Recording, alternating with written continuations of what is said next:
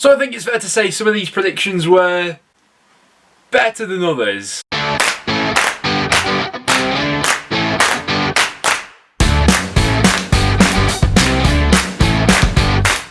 Guys, welcome back to another video on the channel. Today we are going to be reacting to my championship predictions from the start of the season, and be warned, I've had a couple of absolute stinkers in here. But yeah, as always, if you do go on to enjoy, make sure to leave a like. If we get to 300 likes on today's video, that would be massively appreciated. Subscribe for a bit of regular championship content and check out the Patreon. But without any further ado, let's jump into this one. So we'll start out at the bottom of the table. I, like pretty much everyone else, did have Wickham in there. In the end, they surprised a few people. They didn't finish bottom, they finished 22nd, getting off that bottom place on the last day of the season. And funnily enough, if there was probably one more game week in this season, Wickham probably would have survived. They were by far and away in the best run of form towards the tail end of the season out of all the other relegation candidates. And it really was just that 7-game losing streak at the start of the season, which ultimately ended up killing them. You know, it took them a bit of time to adapt to the level, but once they did, they were more than competitive. You know, I remember having conversations with people at the start of the season debating, you know, were Wickham going to be like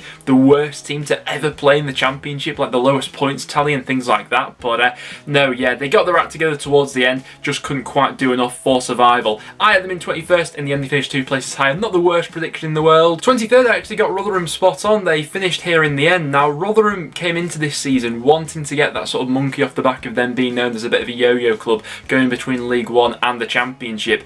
This was probably one of the best squads they've had in recent years in the Championship. You know, I thought they invested fairly well in the summer in some of those areas, but it was always going to be a bit of a big ask for them, you know, with some of the other competition that they would have around the bottom of the Championship. And in the end, that sort of congested fixture list they had towards the end of the season just caught up with them, really, didn't it? So yeah, happy with that prediction, got Rotherham spot on. And then 22nd place, I had Sheffield Wednesday, so I managed to call all 3 of the relegated clubs. In the end, they got Sheffield Wednesday and Wickham the wrong way around. Obviously, Wednesday did end up finishing rock bottom of the table, but very close in and around the bottom of the table in the end. Obviously, I made this prediction with the knowledge of Wednesday having a minus 12 point deduction. In the end, that got reduced to minus 6 points.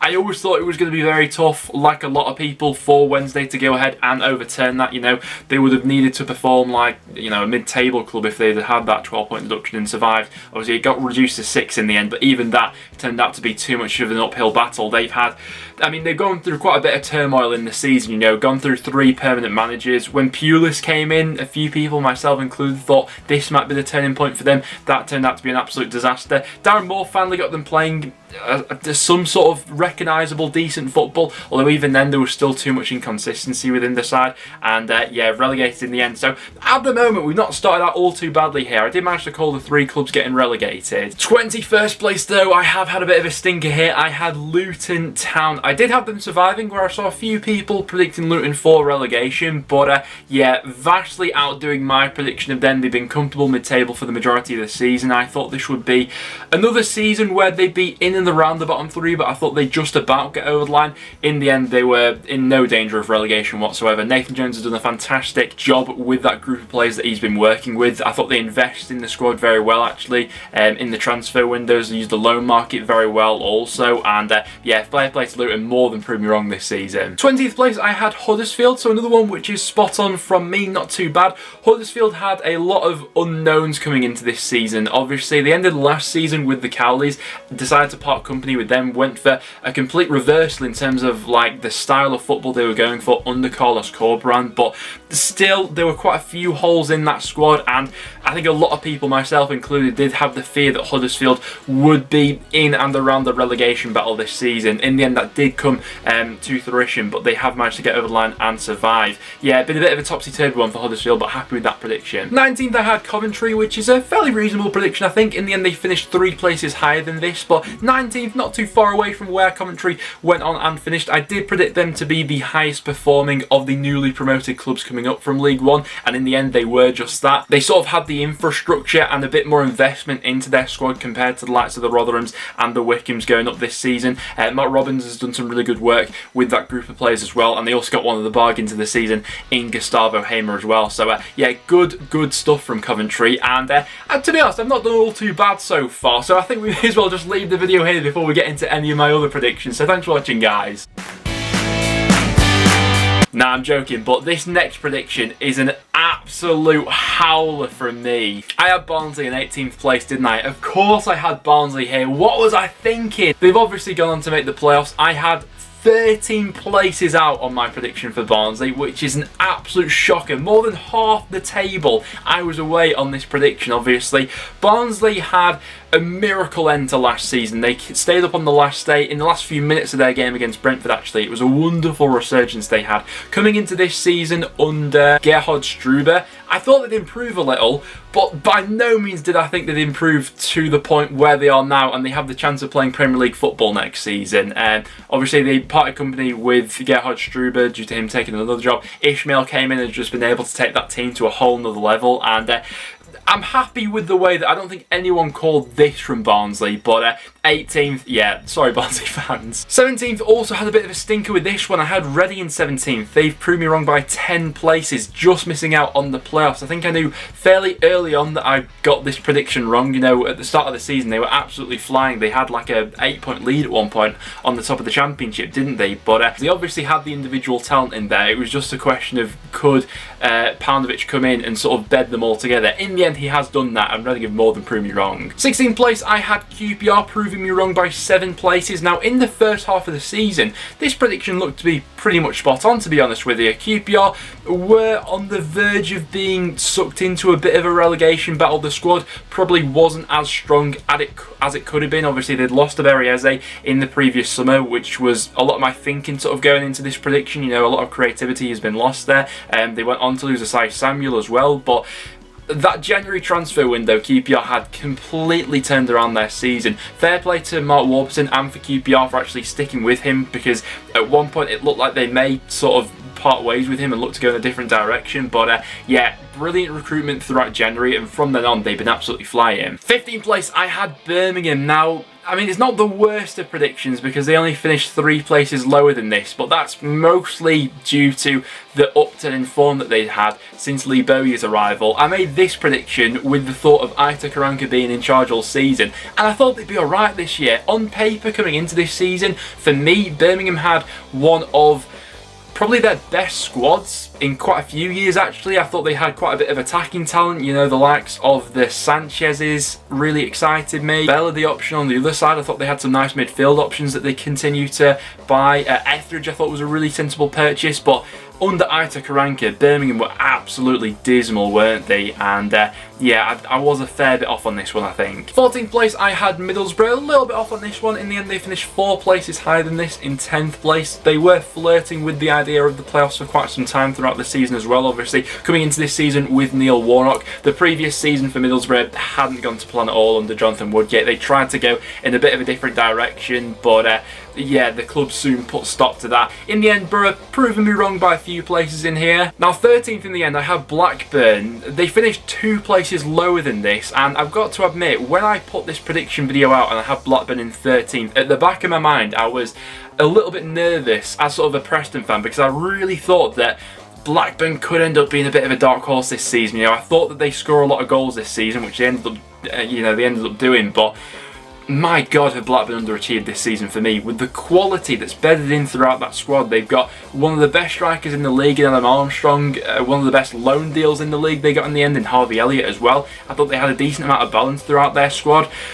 But after what was quite a promising start for Blackburn when they were in the top 6, they completely had a nosedive and never really seemed to recover their season, did they? So yeah, fairly close with this prediction in the end, just 2 places off. Slap bang in the middle of the table, I had Stoke City predicted in 12th place. Now, Stoke have been the team over recent years who have always made me look so foolish. So I'm kind of glad that this time round I wasn't actually all too far away on Stoke. At the start of the season, it looked like they may be in contention for the top 6, but that slowly started to fade away a little bit. In previous years, I'd always be backing Stoke for the top 6 because on paper, their squad has always been immensely strong for the Championship. But thankfully this time round, I wasn't too sort of ambitious with Stoke's finish, and I went a little bit more in the middle of the table. So yeah, I wasn't all too far away on that one. One prediction that I was fairly off on though was Bristol City, who have really let me down this season. On paper, I thought that Bristol City, and still do think that Bristol City, have some decent individuals in that squad. Obviously, they were coming into this season with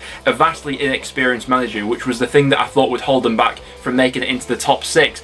But in the end, Bristol City finishing 19th is such an underachievement. They've been absolutely dismal since pretty much the turn of the year, to be honest with you. Obviously, they had that managerial change, brought in Nigel Pearson, who picked up a couple of decent results when he first arrived, but things have quickly fizzled out there. A lot of work needs to be done at Bristol City over the summer because, yeah, this season's been a real underachievement from them. 10th place, I had Bournemouth, and I had predicted them to be the lowest finishing of the relegated sides. I didn't back them to be finishing in the top 6, which they ended up doing. However, I still don't think this is the worst prediction in the world. Obviously, I made this prediction with the knowledge of Jason Tindall being the manager, and Jason Tindall sort of being the manager all season. After having a couple of flashes early on, it became evidently clear that he probably wasn't going to be the man for Bournemouth, and had they stuck with him, I don't think they would have made the top 6 this season. It was only sort of that bounce they got under Jonathan Woodgate and that winning streak they went on, which allowed them to make it into the top 6 in the end. On paper, you know, there was no questioning this squad coming into this season, but the management behind the scenes, yeah, I wasn't all too sure about. So yeah, Bournemouth did make the playoffs in the end, but wasn't as easy as a few people maybe thought it would be. Oh dear, and this is another one of my absolute stinkers of predictions. I mean, Barnsley's been the worst one so far, but this one isn't much better. I had Derby predicted to finish in 9th place. I had so much faith in Philip Koku. Towards the end of last season, we were slowly starting to see a few more positive signs from Derby. You know, Rooney had come in, seemed to make a bit of a difference from him playing in midfield. They had a lot of promising youngsters coming through who I thought would make all the difference for Derby this season, but it has been an awful, truly awful season for Derby, and by the skin of their teeth they managed to survive on the final day, and not even because of their own doing. It's sheerly been because of the teams below them haven't been able to capitalise on Derby's poor form. I thought they'd be flirting with the idea of the playoffs this season. Not for 1 second did I think they'd be in a relegation battle, but such is the life of Derby at the moment, isn't it? In 8th place I had my club Preston North End, which I was maybe a little bit ambitious on. In the end we finished 5 places lower than this. My thinking on this prediction with Preston was, it was sort of, I saw it, the way I saw it at the start of the season with Preston was, it was sort of the last chance we had with this current group of players to really have a stab at the top 6. You know, we still had Pearson, Davis, Alan Brown, you know, who's still here, Daniel Johnson. A lot of people were coming into the final years of their contracts, and I thought it would be, you know, under Alex Neil, one more real crack at the top 6, and then those players might move on. In the end, it was a bit of a disaster of a season up until McAvoy got the job and sort of managed to guide us into mid-table. We lost a lot of big players in January. Alex Neil really lost his way towards the end as well, which was, you know, pretty sad to see. And then McAvoy has obviously managed to guide us into mid-table. So yeah, fair bit off with that North End prediction. 7th place, interestingly enough, I actually had Swansea just missing out on the top 6. The reason being, I didn't think they'd score enough goals this season. They no longer had the impact of someone like a Ryan Brewster, who was so influential in that side towards the tail end of last season. Obviously they brought in Jamal Lowe, but at the time I saw him as a bit more of a winger than a number 9, which he's been more utilised as with Swansea this season. Obviously AU's moved a little bit more central for Swansea this time around as well, and their defensive record really has served them well in getting into the top 6. But yeah, I thought Swansea would have a good year, but not quite as good as they've gone on to have. So yeah, props to Steve Cooper for proving me wrong. 6th place, I was back in Millwall for a top 6 finish. I always like to throw one team in the top 6 who I see as a little bit of a dark horse, and in the summer I had a bit of a feeling about Millwall, and to be honest with you, I pinned a lot of my hopes on Troy Parrott. I really thought that Troy Parrott up front for Millwall would make absolutely all the difference, because I mean, like they have pretty much always been, you know, I thought they'd be defensively quite sound this season, and they proved that with the amount of clean sheets they picked up. But ultimately goals in the end have ended up costing them. I thought Troy Parrott would make the difference in the end.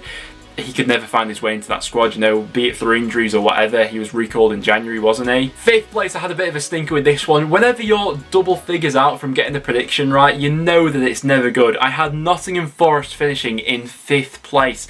My thinking going into this season with Forest was, I thought we'd see sort of a revitalised and more hungry and motivated Forest squad than ever before, because of the embarrassment of missing out on the playoffs on the last day of last season. You know, realistically they should have made the playoffs last season, and I thought they'd use that and harness that sort of energy to go ahead and propel them forward for this season.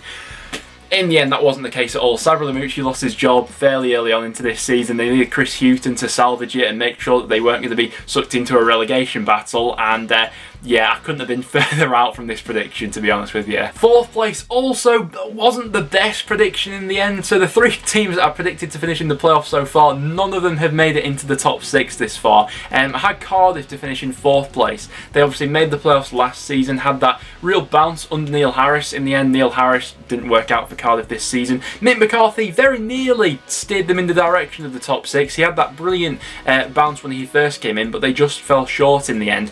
Cardiff, I thought, had potentially one of the best summer transfer windows, with the introductions of Harry Wilson and Kiefer Moore coming into a squad which was already established and, for me, capable of being in and around the top 6. I thought that those 2 players would be the missing pieces of the puzzle, but yeah, an underachievement in the first half of the season under Neil Harris ultimately cost Cardiff. Coming in 3rd place, thank God I managed to get another one of my predictions spot on. I've got Brentford in 3rd place. In the end, that's exactly where they've gone ahead and finished, obviously. A bit to think about with Brentford coming into this season. They lost the likes of the Ollie Watkins and the Said Ben Ramas, 2 massive, departures from that squad, but we all back their recruitment to be spot on. In the end, obviously, Ivan Toney has made absolutely all the difference this season for Brentford, but even despite Ivan Toney, we all knew it was a brand of football which was going to create a lot of chances going forward. They still had one of the best midfields in the league as well, and Thomas Frank has sort of been there before, as they missed out by such a small margin on promotion last season. In the end, I saw just 2 of the relegated clubs pipping them to automatic promotion, and that's what's ended up happening. And this one annoys me a little bit because I was so close to getting the top 2 spot on as well, but I was 1 out on each of them. So coming in 2nd place, I had Norwich. I think a lot of people had Norwich bouncing back at the first time of asking. They had that know-how. It was almost an identical squad to that last one that got promoted from the Championship. They had another year of sort of Premier League experience behind them. They stuck to the plan with Daniel Farke, and in the end, they've ultimately reaped the benefits of that.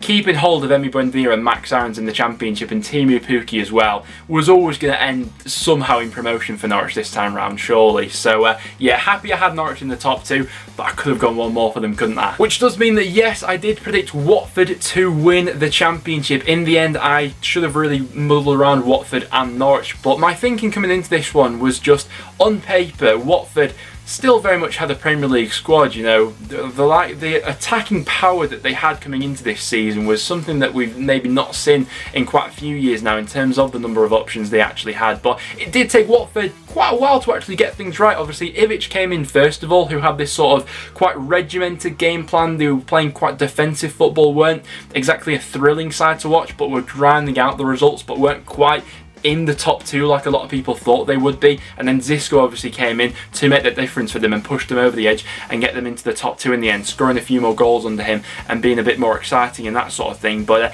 yeah, I think the vast majority of people would have had Watford somewhere in the top 2, so I can't claim to be a Championship genius for probably predicting the 2 favourites to finish in the top 2 in the end. But guys, as you can see to the side of me, those were my Championship predictions before a ball had been kicked for this season.